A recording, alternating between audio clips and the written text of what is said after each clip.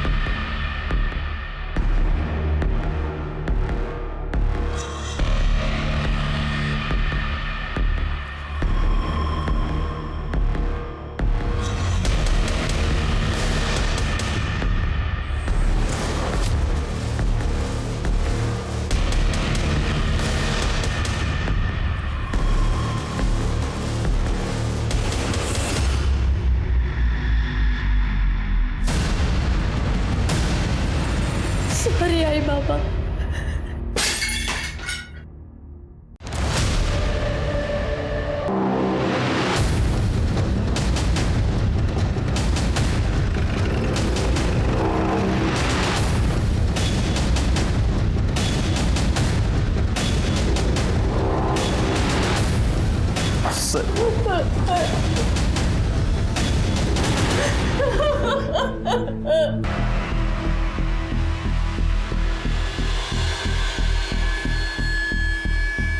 Sir, ये mobile मेरा। Sir, ये तो अवनी का फोन है सर।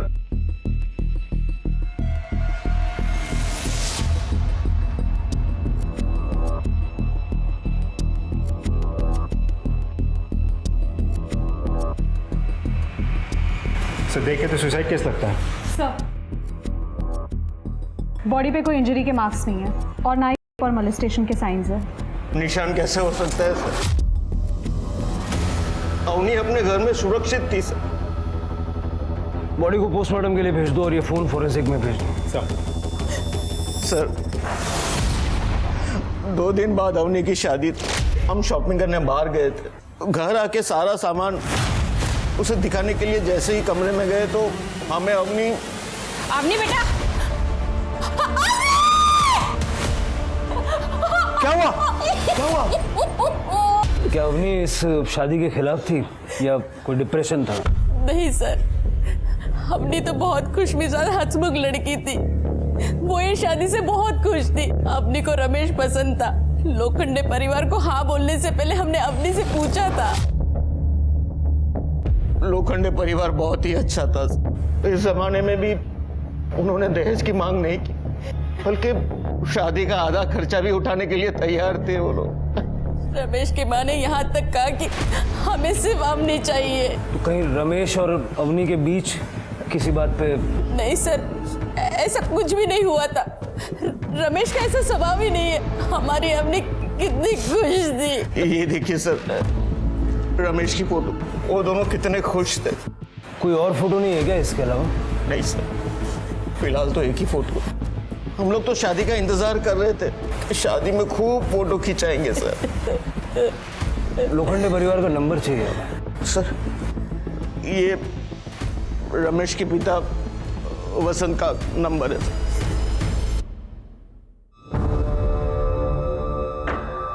कोई भी माँ बाप अपने बच्चों के लिए कभी बुरा नहीं बोलते, लेकिन कभी कभी माँ बाप को ही नहीं पता होता कि उनके बच्चों की जिंदगी में चल क्या रहा है। अवनी का सीडीआर निकालो और उसका पूरा बैकग्राउंड चेक करो।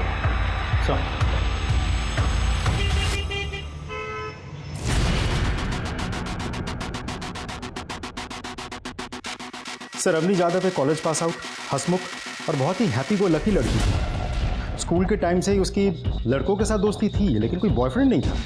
सर, कॉल डेटा रिकॉर्ड्स में भी कुछ सस्पिशियस नहीं मिला। मैक्सिमम कॉल दोस्तों को किए गए थे। इसका मतलब अवनी के बारे में सब कुछ नॉर्मल था, सिवाय एक बात की कि उसने सुसाइड किया। अवनी डिप्रेस नहीं थी, उसका कोई अफेयर नहीं था। उसके मनचाहे लड़के के साथ 2 दिन में उसकी शादी होने वाली थी। तो उसने सुसाइड क्यों किया? लोखंडे परिवार को जानकारी है अवनी की मौत के बारे में? नहीं सर, उनका फ़ोन तो अवनी के मौत के बाद से ही बंद आ रहा है। उनके घर चले जाओ। सर ज़्यादा परिवार को पता ही नहीं वो लोग कहाँ रहते थे। उन लोगों का कहना है कि सब कुछ इतना जल्दी जल्दी हुआ, पूछने का मौका ही नहीं मिला। सर, ये अवनी की पीएम रिपोर्ट। अस्फिक्सिया, श्वासावरोध, रेप या कॉन्सेंशुअल सेक्स के कोई साइंस नहीं, अवनी वर्जिन थी। ये सारी बातें इस ओर इशारा करती है कि अवनी ने सुसाइड किया या फिर किसी ने उसे सुसाइड करने के लिए प्रेरित किया। सर, गरिमा नगर में बंद घर से बदबू आने की शिकायत लोगों ने की है।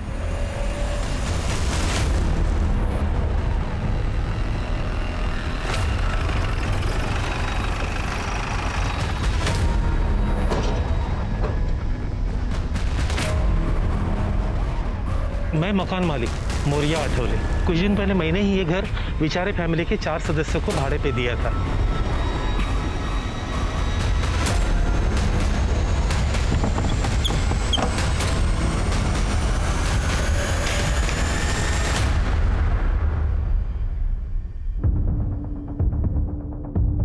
साहब, ये तो बेचारे परिवार की बेटी है। पूजा, चेक करो। बाकी के 3 लोग का है और ये सामान किसका है? साहब, ये सामान मेरा है। वो क्या था ना, उस वक्त मेरे घर में रखने के लिए जगह नहीं थी ना, इसलिए मैंने यहाँ रखा। बाकी खाली घर मैंने उनको भाड़े पे दिया था। सर, देख के लगता है हुआ है और गले पे निशान देख के लग रहा है कि कातिल ने गला दबा के मारा है और बॉडी की हालत देख के लग रहा है कि 4-5 दिन पहले मर्डर हुआ होगा। कोई आईडी वगैरह मिला? नो सर, बट सर ये कुर्ता यहाँ से फटा हुआ है। राजदीप, लड़की का कुर्ता यहाँ से फटा हुआ है। पूरा घर अच्छे से चेक करो, देखो ये फटा हुआ हिस्सा कहीं मिलता है क्या? राइट।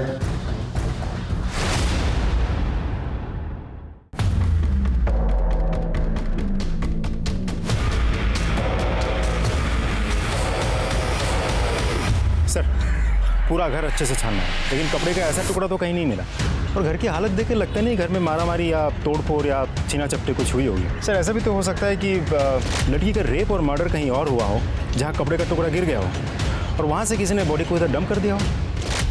मतलब कातिल जानता था कि लड़की रहती कहाँ है। मोहल्ले का सीसीटीवी फुटेज चेक करो और पड़ोसियों से बातचीत करो। सर, मौर्या जी, 1 मिनट। हाँ सर।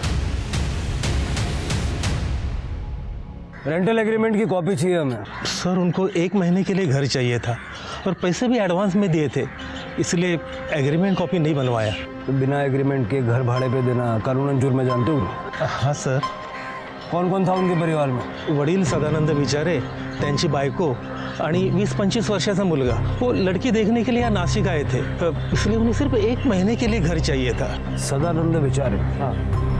बीवी और बेटे का नाम क्या है? सर पता नहीं, मैंने तो डील सदानंद विचारे के साथ की थी। रहने वाले कहाँ के बोलो? सॉरी सर, पता नहीं। नमस्कार, मैं सोनाली कुलकर्णी। क्राइम पेट्रोल सतर्क के नए अध्याय में आपका स्वागत करती हूँ। नासिक पुलिस के पास एक के बाद एक 2 लड़कियों के मौत का मामला आया। गरिमा नगर में सीसीटीवी ना होने के वजह से पुलिस के हाथ कोई भी सुराग नहीं लगा था। वही अवनी के केस में पुलिस को पता चला कि लोखंडे परिवार के फोन नंबर फेक है। ऐसा कोई नंबर एक्टिव था ही नहीं। पुलिस इन 2 केसेस को सुलझाने में उलझी हुई थी कि तभी पुलिस को एक और बड़ा झटका लगा। साहब, हमारी बेटी सुजाता, 1.5 महीने पहले उसकी शादी हो गई थी। तब से वो गायब है। लड़के के घर वालों को भी कोई पता नहीं मिल रहा है। वो भी सब गायब है साहब। गायब है? हमारे बेटी के लिए अच्छे घर से रिश्ता आया था, इसीलिए हमने पाटिल परिवार को हमारे घर पर बुलाया था। ये मेरे बाबा मनोहर पाटिल। नमस्कार। नमस्कार। और ये मेरी आई नंदिनी पाटिल। नमस्कार। और ये मेरी प्यारी छोटी बहन राखी। हेलो। लीला जी, ये मेरी धर्मपत्नी लीला है और ये है मेरी बेटी सुजाता। बहन जी, आप भी बैठिए ना। हाय भाभी। कितनी प्रिटी है ना। सॉरी सॉरी सॉरी, पहले आप दोनों एक दूसरे को तो हाँ बोल दो। वैसे एक बात बोलूं, भैया का तो पता नहीं पर मेरी तरफ से हाँ है। जी मैं दुबई में जॉब करता हूँ और हम सब वहीं सेटल्ड हैं। लेकिन मुझे शादी इंडियन लड़की से ही करनी है, इसलिए हम सब इंडिया आए। अरे बेटी आओ ना यहाँ, आ जाओ।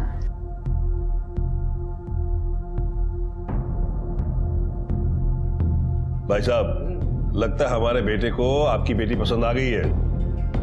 और नहीं तो क्या, इतनी प्यारी जो है। क्यों राजेश? हाँ? शर्मा रहा है। मैं ये सोच रहा था कि अगर आप लोगों को इतराज ना हो और सुजाता बेटी की अगर हाँ हो तो आगे क्या करना है, कैसे करना है, उसको डिस्कस कर लेते हैं। हाँ बिल्कुल। बल्कि मैं तो ये कहता हूँ कि अगले 3-4 दिनों के अंदर इनकी शादी करा ही देते। हाँ।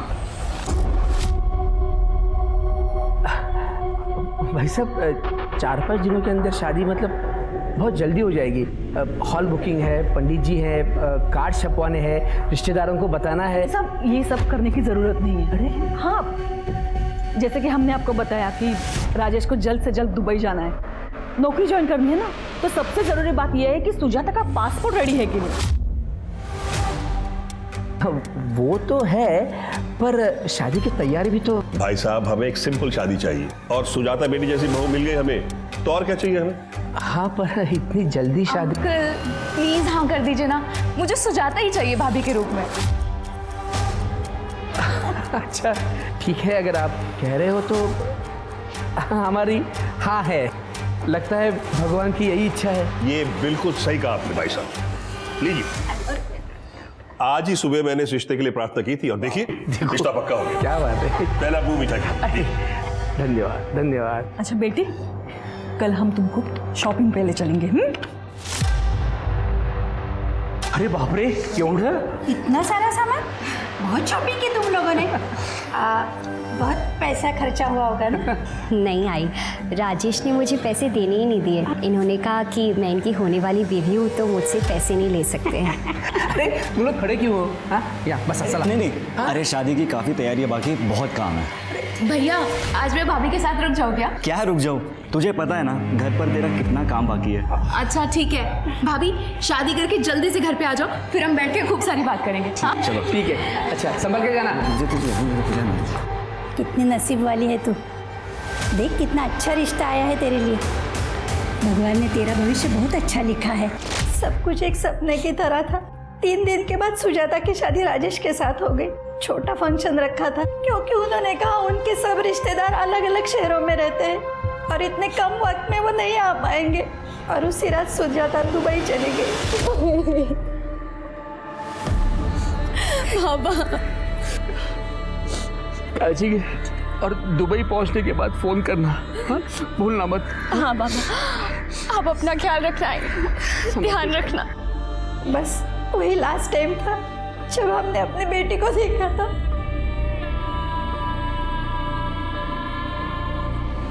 उसके बाद से उसका फोन स्विच ऑफ आ रहा है।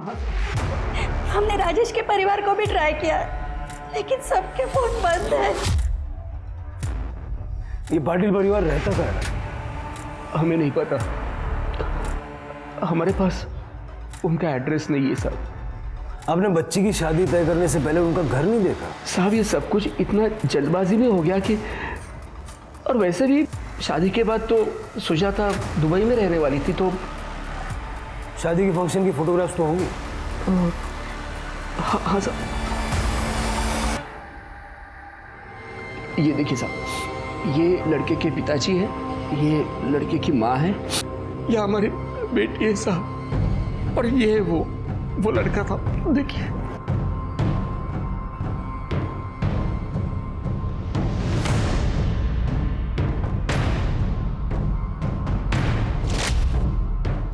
इसमें चेहरा साफ नजर नहीं आ रहा है। आपके पास दूसरी फोटो नहीं है? नहीं साहब, हमारे पास बस इतनी फोटोग्राफ्स है। वैसे उन लोगों ने काफ़ी फ़ोटो खींची थी, उन्होंने कहा था कि हम बाद में दे देंगे, लेकिन सब बाद में हमको समझ में आया कि हमारे साथ धोखा हुआ है। लेकिन ऐसा लग रहा था साहब कि हमारी बेटी के लिए इससे अच्छा रिश्ता हो ही नहीं सकता, इसलिए हमने कुछ पूछा भी नहीं। पूजा, इनसे पाटिल परिवार की सारी डिटेल्स ले लो। यस सर, चलिए। साहब हमारी बेटी को। हाँ चलो।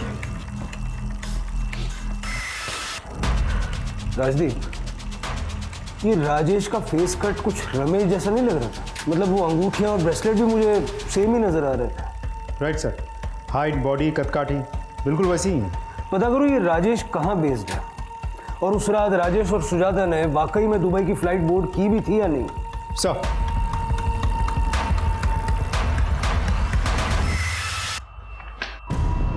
सर, विचारे परिवार की बेटी की पोस्टमार्टम रिपोर्ट के मुताबिक गला दबा के उसकी हत्या की गई थी। मौत का समय 3 जून की दोपहर 2 से 4 के बीच का है। एक और बात सर, उसकी बॉडी और कपड़ों में ड्राइड सीमेंट मिले हैं। 19-20 साल की किसी लड़की की मिसिंग कंप्लेंट से डिस्क्रिप्शन मैच हुआ? नहीं सर, अभी तक तो नहीं। हमने आसपास के सभी डिस्ट्रिक्ट के थानों में पूछताछ कर लिया। लगता है परिवार ही उसे मार के भाग गया है, लेकिन फिर सवाल यह है कि किसने किया? हमने पाटिल फैमिली के सिम कार्ड चेक किए। मनोहर और नंदिनी दोनों शिरीष कुलकर्णी के नाम का नंबर यूज कर रहे थे। जांच में हमें पता चला ये आइडेंटिटी थेफ्ट का केस है। और सर, जो नंबर राजेश पाटिल यूज कर रहा था वो सुभाष यादव के नाम पे लिया गया था, जिसमें नकली आधार कार्ड और एड्रेस सबमिट किया था। मतलब सुभाष यादव है ही नहीं? सर, अवनीश यादव के केस में उसके घर वालों ने बताया था कि रमेश दुबई में सेटल था, और सुजाता के केस में राजेश पाटिल दुबई में सेटल था। चक्कर क्या है? ये दोनों एक ही आदमी है या पूरा परिवार मिलके कोई गेम खेल रहा है? सर, मुंबई पुलिस ने ये फैक्स भेजा है। मुंबई पुलिस के अनुसार उस रात सिर्फ सुजाता ने दुबई की फ्लाइट बोर्ड की थी, और राजेश पाटिल की सीट बाद में किसी सलमान शरीफ को असाइन कर दी गई। मतलब राजेश ने किसी और नाम से ट्रैवल किया था, लेकिन क्यों? सर, राजेश और सुजाता की शादी होती है। शादी के बाद राजेश सुजाता को दुबई लेके जाने वाला था अपने घर में, तो फिर सुजाता ने अकेले क्यों ट्रैवल किया?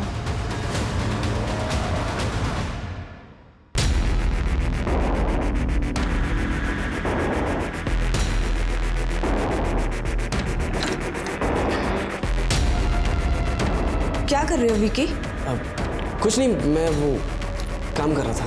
कुछ नहीं।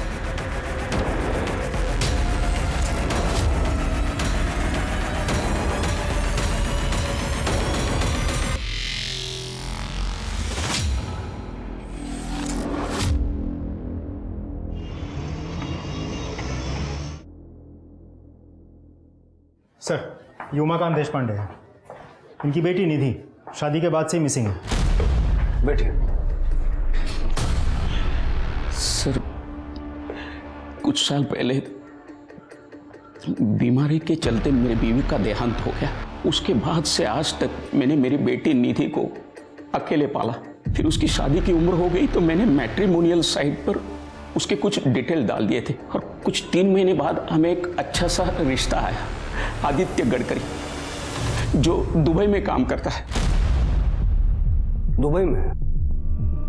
और ये आदित्य अपने माँ बाप और छोटी बहन के साथ आपसे मिलने आपके घर आया होगा? इंस्पेक्टर साहब, ये आपको कैसे पता? आदित्य के पेरेंट्स तो भले अच्छे और समझदार इंसान हैं। उनको सिर्फ शादी की जल्दी थी, क्योंकि आदित्य को दुबई जाकर जॉब ज्वाइन करनी थी। तो उन्होंने सिर्फ निधि का पासपोर्ट तैयार है या नहीं, इतना ही पूछा। दहेज भी नहीं मांगा होगा उन्होंने? ये कहा होगा कि कम से कम लोगों के दरमियान वो शादी करवाना चाहते हैं। इंस्पेक्टर साहब, इसका मतलब ये ऐसा दूसरे लोगों के साथ भी हुआ है? लगता तो ऐसे ही है। पिछले 3 महीनों में निधि या आदित्य के परिवार के साथ आपका कोई कांटेक्ट नहीं हुआ? नहीं, दुबई जाने के बाद निधि के साथ 1 हफ्ते तक मेरी बात हुई थी। उसने कहा भी कि वहां सब कुछ ठीक है। फिर अचानक उसका फोन बंद आने लगा। फिर मैंने आदित्य और उनके पेरेंट्स के साथ बात करने की कोशिश की, उनको कांटेक्ट करने की कोशिश की, लेकिन उनके फोन भी स्विच ऑफ आ रहे हैं। और आपको ये भी नहीं पता होगा कि नासिक में वो लोग रहते कहाँ हैं? नहीं, गुलाब सर्कल के आसपास कहीं तो रहते हैं, इतना उन्होंने बताया था। तो मैंने कुछ दोस्तों के साथ उन्हें ढूंढने की कोशिश भी की, लेकिन मेरे हाथ कुछ नहीं लगा। फिर मैंने मैट्रिमोनियल साइट के लोगों के साथ बात की, तो उन्होंने मुझे एक कंपनी का पता दिया। मैं उनके पास गया तो उन्होंने कहा कि आदित्य गडकरी नाम का कोई भी आदमी हमारे पास काम नहीं करता। इंस्पेक्टर साहब, बस इसलिए आपके पास आया हूँ मदद मांगने के लिए। देखिए, उनकी मोडस ऑपरेंडी काफी हद तक हम समझ चुके हैं। आप ये बताइए कि ऐसा कुछ हुआ था जो हमें नहीं पता? शादी के 3 दिन पहले निधि के मोबाइल पे उसकी एक आपत्तिजनक फोटो किसी ने भेजी थी। शपथ बाबा, बाबा ये मैं नहीं हूँ, मैंने ऐसा कुछ नहीं किया। हाँ हाँ हाँ, मुझे पता है, मुझे तुझ पर भरोसा है, ये फोटो तेरी नहीं है। बाबा ये तो उसी नंबर से कॉल आया। हेलो। मुझे पता है, मैंने जो तुम्हें तुम्हारा नया फोटो भेजा है ना, वो तुम्हें बिल्कुल पसंद नहीं है। कौन हो तुम? क्यों कर रहे हो मेरे साथ ऐसा? मैंने क्या बिगाड़ा है तुम्हारा? अगर तू चाहती है कि तेरे फोटो इंटरनेट पे वायरल ना हो तो कल शाम तक 5 लाख रुपए दे देना। 5 लाख?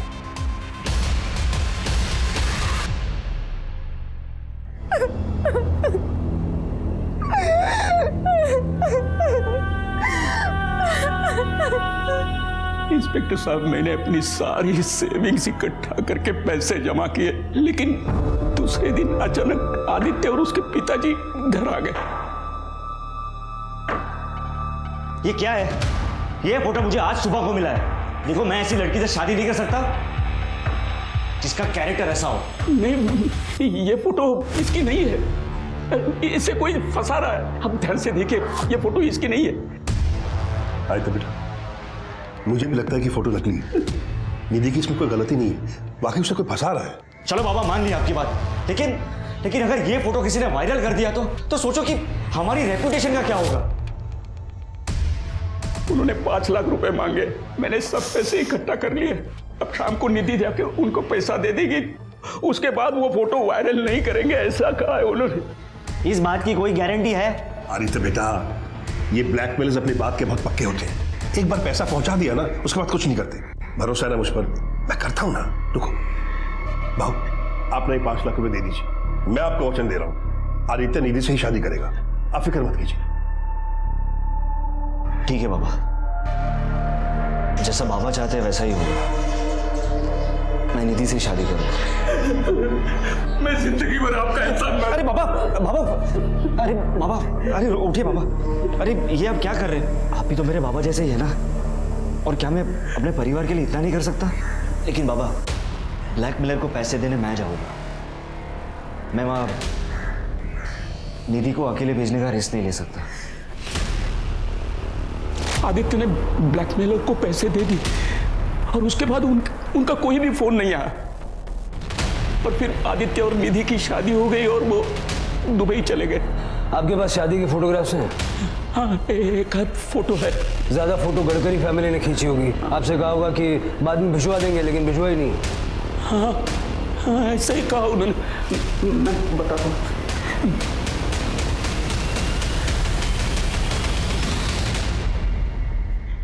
सर, ये तो बेचारे परिवार की बेटी है। ये आदित्य की छोटी बहन है राखी।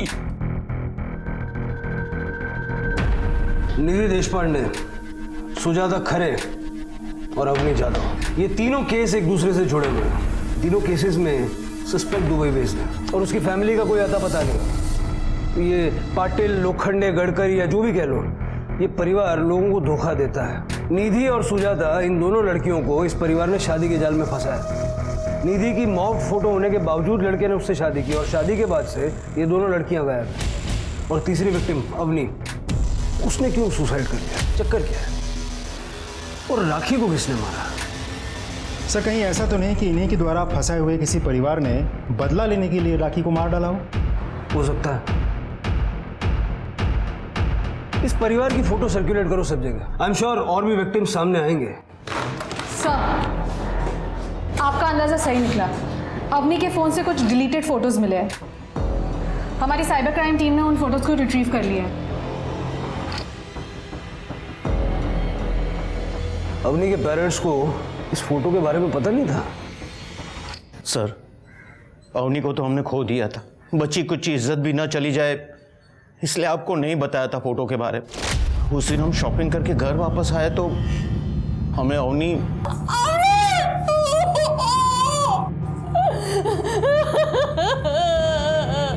ये क्या किया तूने अवनी?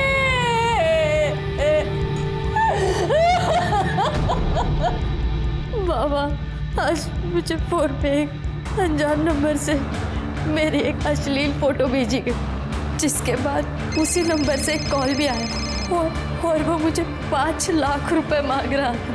नहीं तो वो मेरी फोटो वायरल कर देगा। मुझे पता है हमारे पास इतने पैसे नहीं है। उन लोगों ने वो फोटो रमेश को भी भेज दी। रमेश रिश्ता तोड़ने की धमकी दे रहा है। बाबा वो फोटो मेरी नहीं है। मैं कैसे ये साबित करूंगी दुनिया को? मुझे कुछ समझ में नहीं आ रहा है बाबा, इसीलिए मैं ये जिंदगी खत्म कर रही हूँ।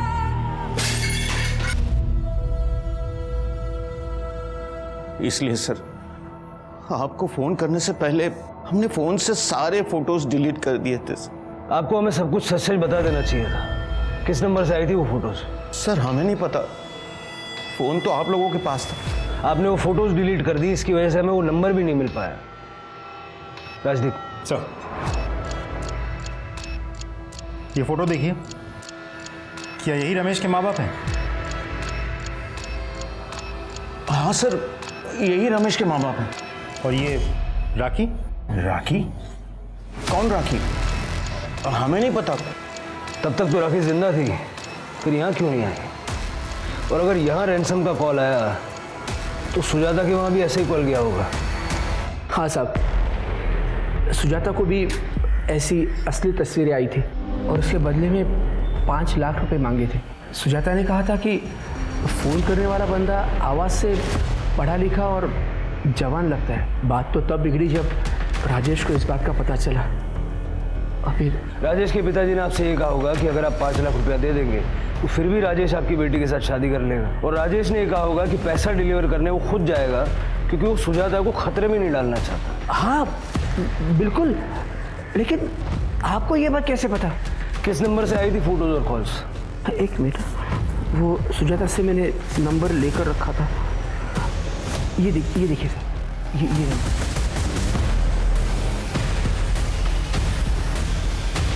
ये ठग परिवार लड़कियों को शादी के जाल में फंसाता है और उन्हें सुनहरे भविष्य के सपने दिखाता है। ये मॉफ्ड फोटो और ब्लैकमेल ये उसी ठगी का हिस्सा है। अभी जो विट्ठल ने हमें नंबर दिया उसे चेक करो और वो मैट्रिमोनियल वेबसाइट भी चेक करो जहाँ से इन्होंने अवनी, निधि और सुजाता को ढूंढा था। ये अमर, राजेश, रमेश, ये जो कोई भी है, हो सकता है इसका असली नाम और पता वहाँ से मिल जाए।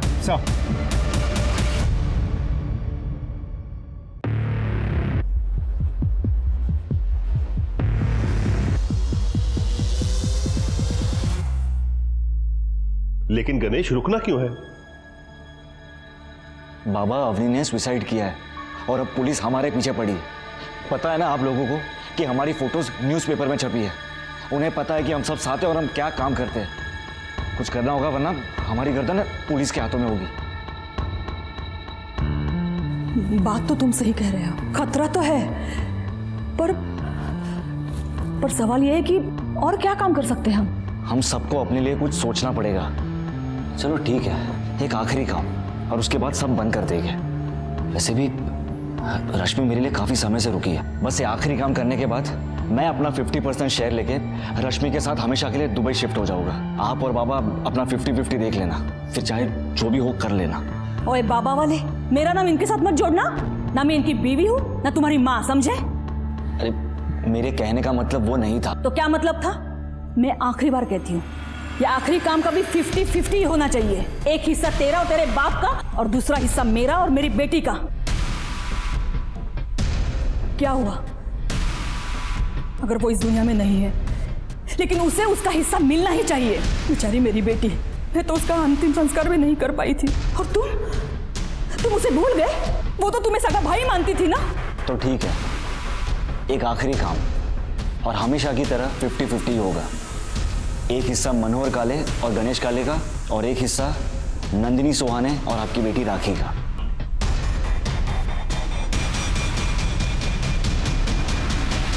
जहां पुलिस उस ठग परिवार को ढूंढ रही थी, वो असल में परिवार था ही नहीं। पुलिस ने मैट्रिमोनी वेबसाइट को खंगाला, लेकिन पुलिस को ऐसी कोई प्रोफाइल मिली नहीं। वो प्रोफाइल डिलीट हो चुकी थी। विट्ठल ने पुलिस को जो नंबर दिया था वो दरअसल एक इंटरनेट फोन का नंबर था, जिसके सिग्नल को सुजाता तक पहुंचाने से पहले पूरी दुनिया के अलग अलग कंट्रीज में बाउंस कराया गया था। पुलिस को गायकवाड़ परिवार के बारे में भी पता चला, जिनकी बेटी सिम्मी के साथ भी बिल्कुल ऐसा ही हादसा हुआ था। सिम्मी भी दुबई पहुंचने के बाद गायब हो गई थी। और उसके पति तुषार आगरकर और उसके परिवार का भी कोई अता पता नहीं था। और इस केस में भी दूल्हे का चेहरा फोटो में क्लियर नहीं था। पुलिस को पूरा यकीन था कि ये महज इत्तेफाक नहीं था, बल्कि सोची समझी साजिश थी। पुलिस ने डिसाइड किया कि वो चारों परिवारों को इकट्ठा करेगी और दूल्हे का स्केच बनवाएगी। सर, स्केच को पेपर में छपवा दूं? नहीं पूजा, अभी नहीं, ये सतर्क हो जाएगा। सारे मैट्रिमोनियल वेबसाइट्स पे इस चेहरे को ढूंढो, देखो इसने किसी लड़की की प्रोफाइल पे इंटरेस्ट जाहिर किया है क्या। इससे पहले कि ये अपने अगले विक्टिम तक पहुंचे, हमें हर हाल में इसे रोकना है। Yes sir. हाँ हाँ, आप चिंता मत कीजिए, इसी हफ्ते काम हो जाएगा। Okay, thank you. दुबई के खरीदारों ने लड़की फाइनल कर ली है। ये है सोनल पेंट से, इगतपुरी के नारायण नगर में रहती है, और ये है हमारा आखिरी काम।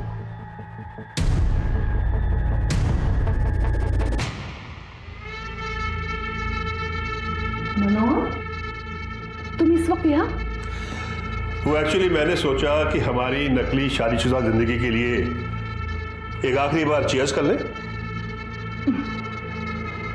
आओ। पता है नंदिनी,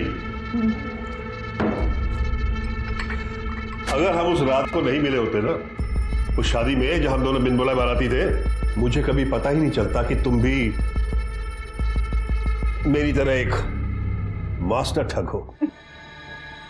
रोहित वेड्स अंजू।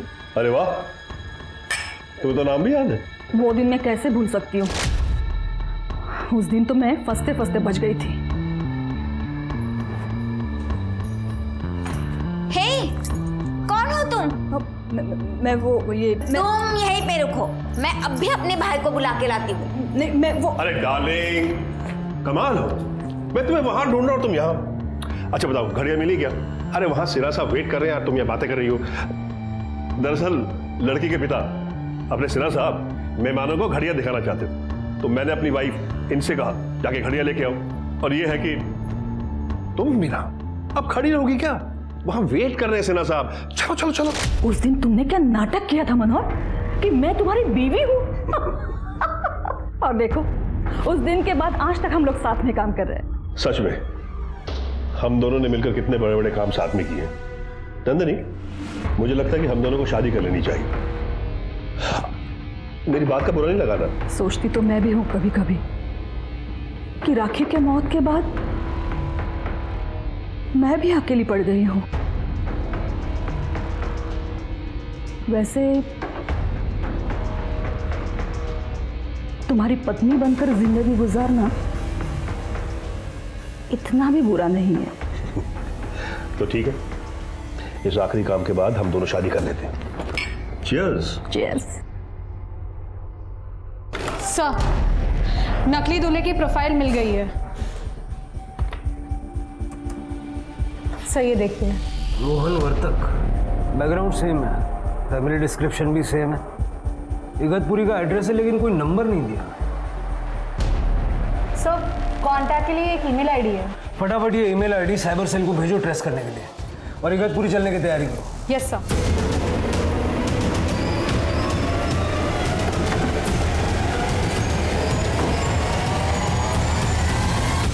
भाग गए यहां से भी। मकान मालिक को बुलाओ, ताला खुलो। सर।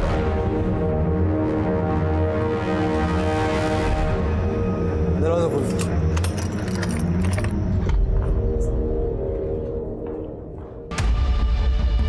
पूरा घर अच्छे से चेक करो। सब।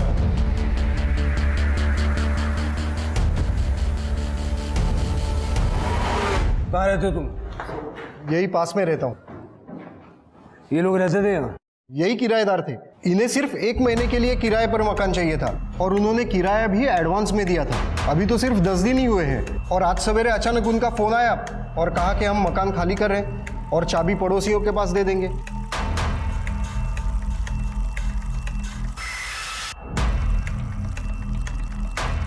सर, ये देखिए। फॉरेंसिक में भेज दो इसे। सर, ये देखिए, नंदिनी की साड़ियाँ मिली हैं। जब ये लोग सारी चीजें अपने साथ ले गए तो नंदिनी के कपड़े क्यों पीछे छोड़ गए? जल्दबाजी में छूट गए होंगे या कोई और रीजन होगा। मकान मालिक से मनोहर का नंबर लो जिसे उसने सुबह कॉल किया था। मुझे इन लोगों की लोकेशन चाहिए। सर, मनोहर ने जिस नंबर से फ़ोन किया था वो स्विच ऑफ आ रहा है। उसकी लास्ट लोकेशन उसकी इगतपुरी घर की थी। सर, जो सिम कार्ड सुभाष यादव के नाम पे खरीदा गया था वो अचानक से ऑन हुआ है। इस समय हम उसे ट्रैक कर रहे हैं। गुड राजदीप, उसका लोकेशन ट्रैक करके उसका पीछा करो, यही मौका है उसको पकड़ने का। Right sir. दीपाली जी, मैंने आपको पहले भी कहा है कि हम दहेज में विश्वास नहीं रखते हैं। भगवान का दिया हुआ सब कुछ है हमारे पास। तो एक्चुअली क्या है कि रोहन को दुबई में जल्दी ही जॉब ज्वाइन करनी है, इसलिए हम चाहते हैं कि इनकी शादी जल्द से जल्द हो जाए। हाँ, तो अच्छे काम में देरी कैसी? आप कहे तो अभी आ जाए। ठीक है, लोकेशन तो यही दिखा रहा है।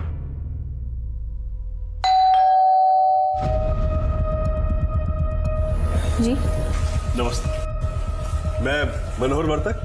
फोन पर आपसे मेरी बात हुई थी। जी, अरे बारिश में भीग क्यों रही? आइए अंदर आइए।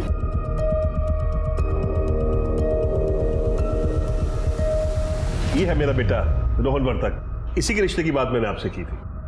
जी नमस्ते, ये मेरी बहन रश्मि। नमस्ते। अब बेटा आपकी मम्मी नहीं आई? जो दरअसल इनकी माँ और मेरी बीवी नंदिनी बीमारी की वजह से बहुत साल पहले गुजर गई। I am so sorry. मैं अभी आपके लिए चाय नाश्ते का बंदोबस्त करती हूँ। चाय नाश्ता रहने दीजिए, फिर कभी कर लेंगे। आप अपनी बेटी को बुला दीजिए। जी ठीक है। सोनल, आओ बेटा। ये मेरी बेटी सोनल, ये है रोहन और ये उनकी बहन रश्मि। बेटा जाओ, तुम रोहन को अपना कमरा दिखाओ और दोनों बातें भी कर लो। बेटा शर्माओ नहीं, जाओ जाओ बेटा। चलिए।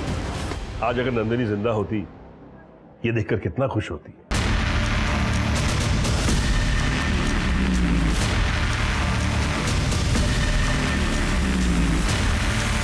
यस, मैंने सारी डिटेल्स दी है।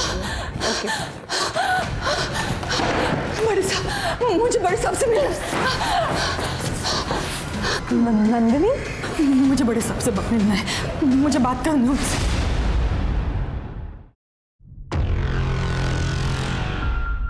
जब से हमने पार्टनरशिप की है, उस दिन से परिवार की तरह अपने लड़के के लिए बहू ढूंढने का नाटक कर रहे हैं हम।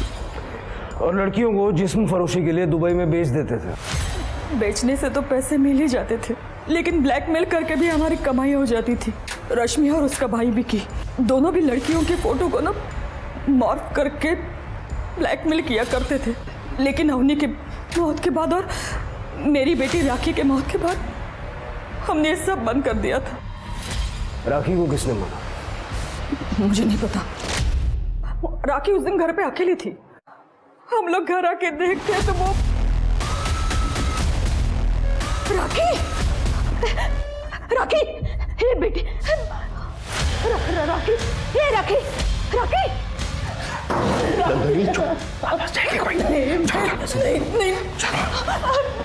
मनोहर ने कहा कि अगर अरेस्ट नहीं होना है तो हमें यहाँ से भाग जाना पड़ेगा। फिर क्या हुआ? हम लोगों ने डिसाइड किया, आखिरी एक काम करते, जो भी पैसा मिलेगा वो लेके हम लोग अपने अपने रास्ते निकल जाएंगे। हमने एक लड़की भी फाइनल की थी, पर उसी दिन उसकी बात सुनी मैंने। विकी का धंधा चौपट हो चुके, हमें उसे पैसे देने ही पड़ेंगे। हम तो दुबई चले जाएंगे, लेकिन वो अपना गुजारा कैसे करेगा? तो हम कर क्या सकते हैं? तो नंदिनी को 50% देने की क्या जरूरत है? 50% तुम अपना रखो और 50% बाबा को दो। विकी को पैसे दे देंगे तो वो अपना गुजारा करता रहेगा ना। नंदिनी बिना पैसों के काम करेगी नहीं, और पेंशन से मिलने के समय हमें उसकी जरूरत पड़ेगी। उसकी क्या जरूरत है? मैं आपकी बेटी बनकर वहां आपके साथ चल सकती हूँ। इससे भी तो हमारा परिवार कंप्लीट होता है ना।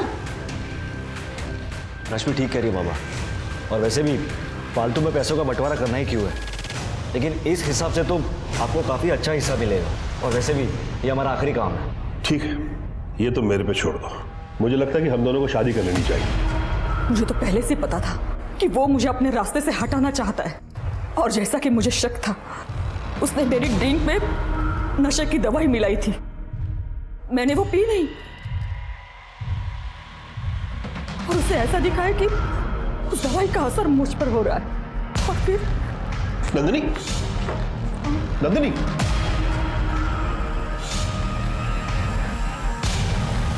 हेलो गणेश,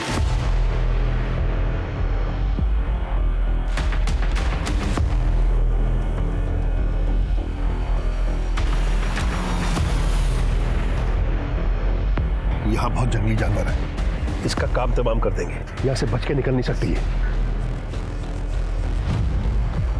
मुझे तो कल शाम से ही पता था कि मेरी जिंदगी खतरे में है, इसलिए मैंने अपने पास चाकू रखा था।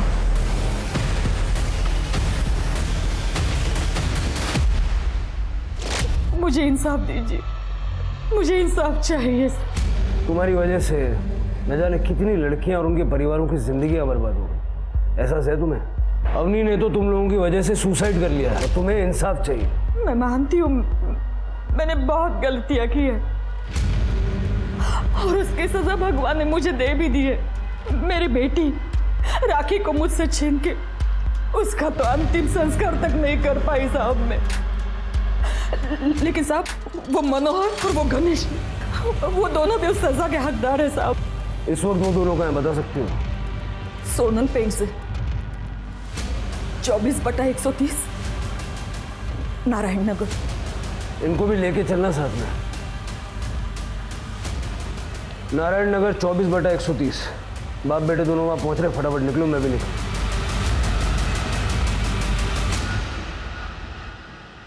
मुझे ये रिश्ता पसंद है। और मुझे भी।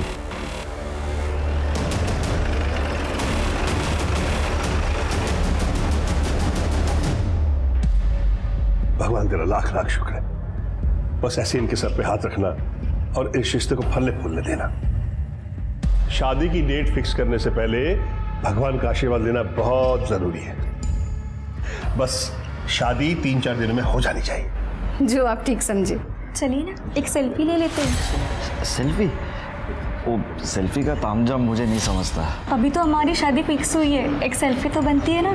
हाँ, मतलब मेरा मतलब कि वो रोहन बाबू, भाभी इतना एक्साइटेड है तो ले लीजिए ना एक सेल्फी, क्या फर्क पड़ता है। ठीक है, देखिए, मुझे भी दिखाओ।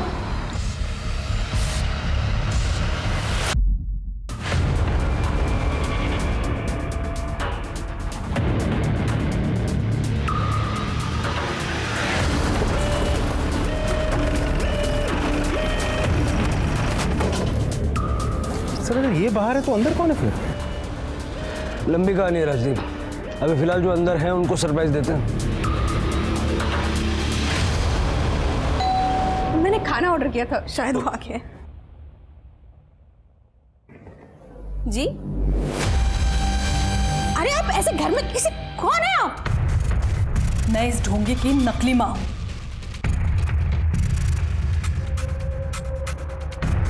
जो आपकी बेटी की जिंदगी बर्बाद करने आया है यहाँ पे।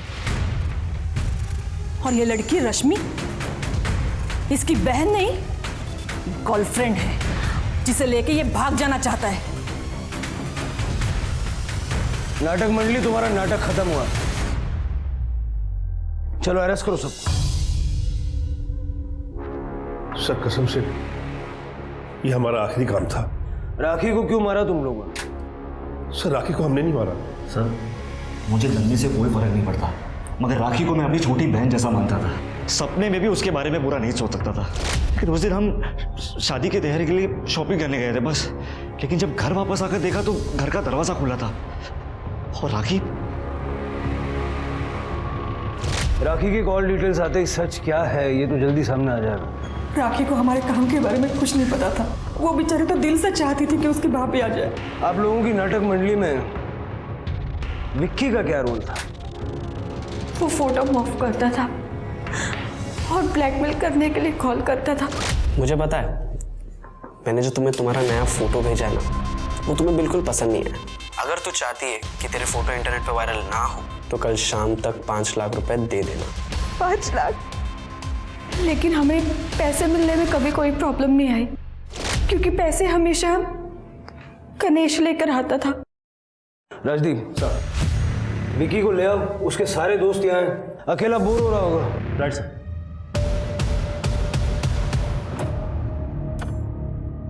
क्या फायदा ये हुनर का, अब मैं ये काम अकेले भी नहीं कर सकता।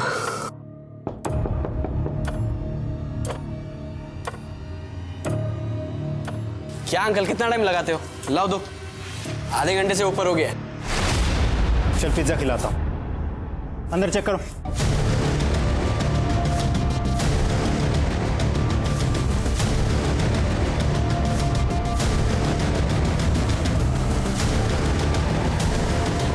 सर ये देखिए कपड़ा, ये टुकड़ा जो राखी ने उस दिन पहना था जब तूने उसका रेप और मर्डर किया। राखी की लास्ट लोकेशन भी तेरे घर की है। अब मुंह खोलेगा या डंडा डाल के बुलवा। सर मैं बताता हूँ। सर मुझे हर काम के 2 लाख रुपए मिलते थे। पिछले 6 महीने में मैंने 12 लाख रुपए कमा लिए थे। फिर एक दिन रश्मि और गणेश ने कहा कि ये काम बंद करना पड़ेगा। मुझे बहुत गुस्सा आया सर। इस बात पे मेरी गणेश से लड़ाई भी हुई थी सर। उसने कहा कि तू अब अपना देख ले।